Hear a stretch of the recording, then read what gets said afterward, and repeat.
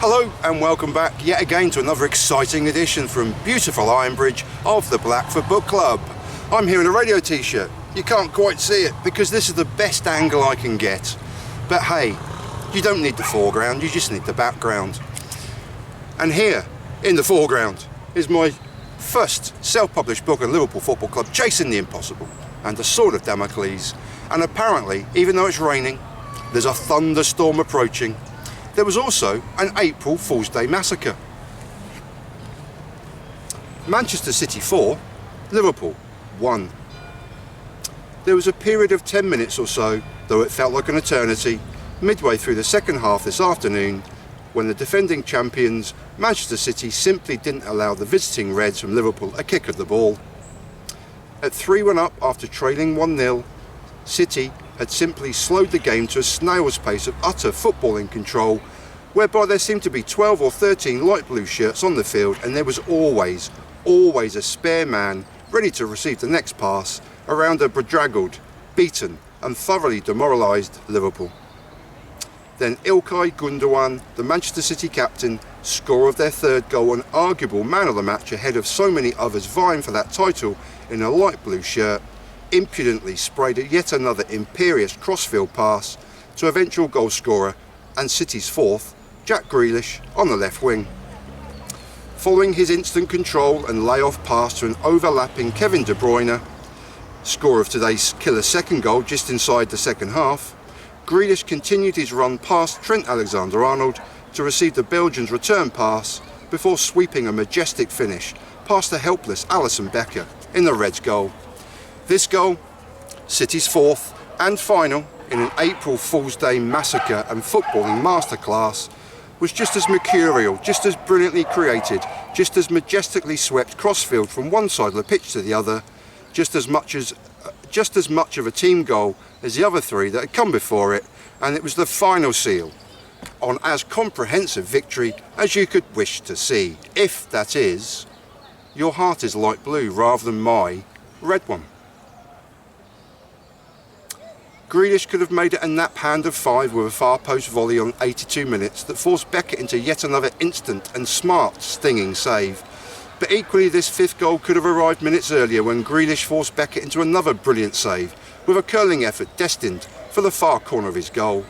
The much maligned 27-year-old Englishman is blooming under the guidance of Pep Guardiola, and whilst I naturally have no sporting love for him, he was outstanding today, pipping his captain, fellow midfielder Rodri, Julian Álvarez, score of his team's equalising goal on 27 minutes, and even the incredible performance of Riyad Mahrez to BT Sport's Man of the Match award. But in truth, it could have been any one of these 5 men in Manchester Blue. As much as it pains me to say or admit, the Reds got exactly what they deserved today. The stark truth is they scored, albeit a brilliantly created team goal of their own, with their only shot on target in the entire game. And that came on the counter-attack in the 17th minute of a game they hadn't even started or been competitive in up to that very early juncture.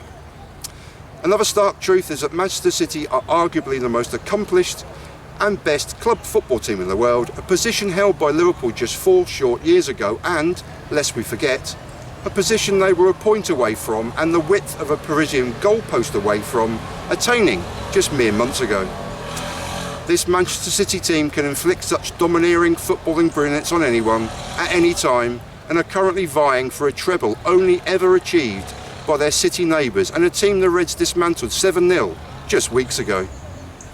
After a defeat such as this, it becomes a lazy tradition in which to castigate singular players and their performances, but that won't be happening here. Alisson Becker denied Rodri in the 15th minute with a sharp save to add to the 2 in the second half from Grealish, and had it not been for the Brazilian goalkeeper and custodian, the score could have been the nap hand of 5 or 6 or even worse.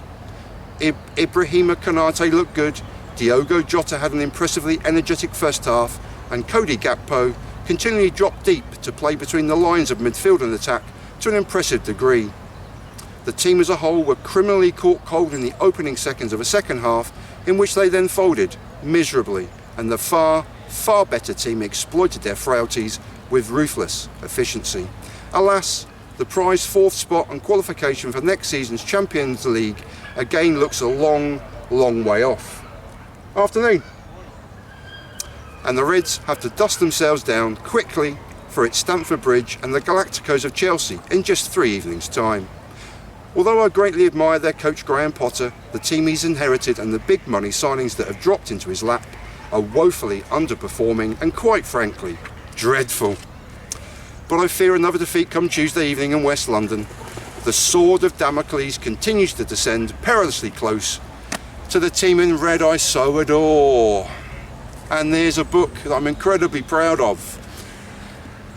And there's another chapter that I almost read without stumbling and bumbling, but I don't care. This is Ironbridge. We're by the River Severn. There are people floating by on floating rafts. I don't know. And here we are in Ironbridge, and it's my spiritual home. And it's raining. There's a thunderstorm coming. There's a storm coming.